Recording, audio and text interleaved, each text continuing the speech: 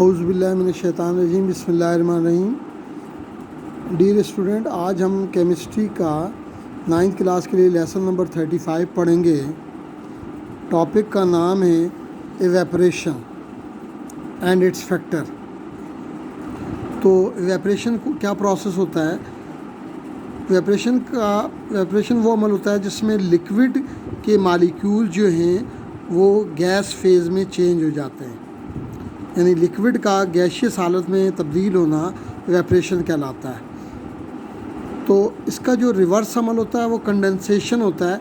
उसमें यूँ होता है कि गैस जो होती है, गैस के वेपर्स जो हैं वो चेंज हो जाते हैं लिक्विड में।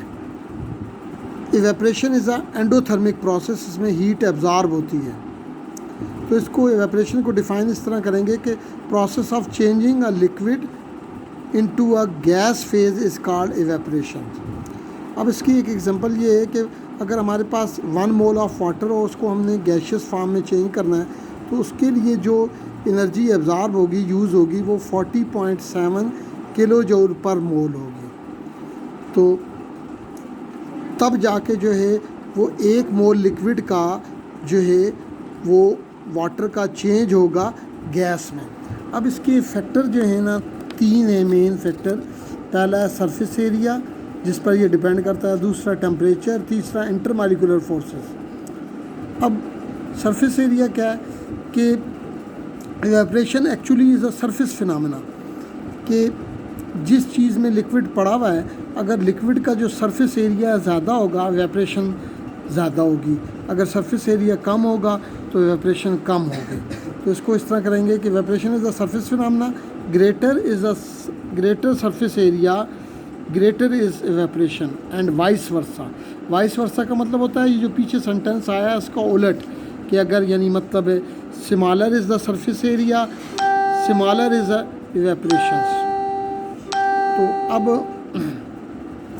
For example some time a saucer is used if tea is to be cooled quickly, and this is because evaporation from larger surface area of saucer is more than that from the smaller surface area of tea cup. अब tea cup चाय को अगर हमने ठंडा करना हो तो उसके लिए हम एक पिर्च जो है सॉसर इस्तेमाल करते हैं।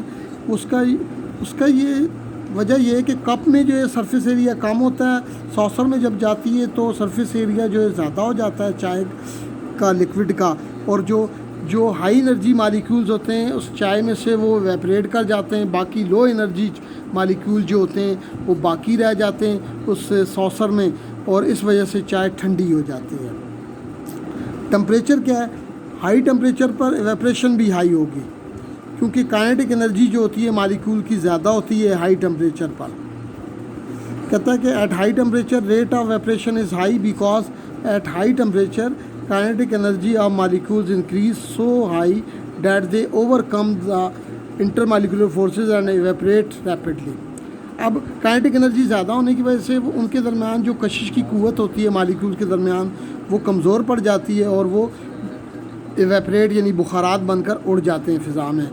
For example water level in a container with hot water decrease earlier than that of container with the cold water. This is because hot water evaporate earlier than the cold, यानी गर्म पानी जो होगा वो जल्दी इवेपरेट कर जाएगा, ठंडा देर से इवेपरेट करेगा। अब इंटरमॉलिक्यूलर फोर्सेस क्या है? अगर इवेपरेशन का जो इन्हिसार होता है इंटरमॉलिक्यूलर फोर्सेस पर भी होता है कि अगर इंटरमॉलिक्यूलर फोर्सेस स्ट्रॉन्गर हैं तो इवेपरेशन भी स्ट्रॉन्ग होगी, इवेपरेशन कम होगी। तो अगर इंटरमॉलिक्यूलर फोर्सेस स्ट्रॉन्ग हैं तो molecule face difficulty in evaporation. Water has strong intermolecular forces than alcohol, therefore alcohol evaporate faster than water.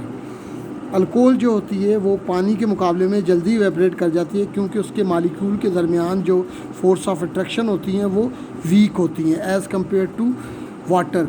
Water में जो है हाइड्रोजन बॉन्डिंग होती है जो हमने पढ़ी है अभी पीछे चैप्टर में, तो वो हाइड्रोजन बॉन्डिंग जो होती है वो स्ट्रॉन्ग इंटरमॉलिक्यूलर फोर्सेस हैं जिसकी वजह से वो वाटर जो है वो जल्दी इवेपरेट नहीं करता। इस तरह हम कह सकते हैं कि इवेपरेशन का जो इन्हिसार है वो इंटरमालिकुलर फोर्सेस पर भी होता है।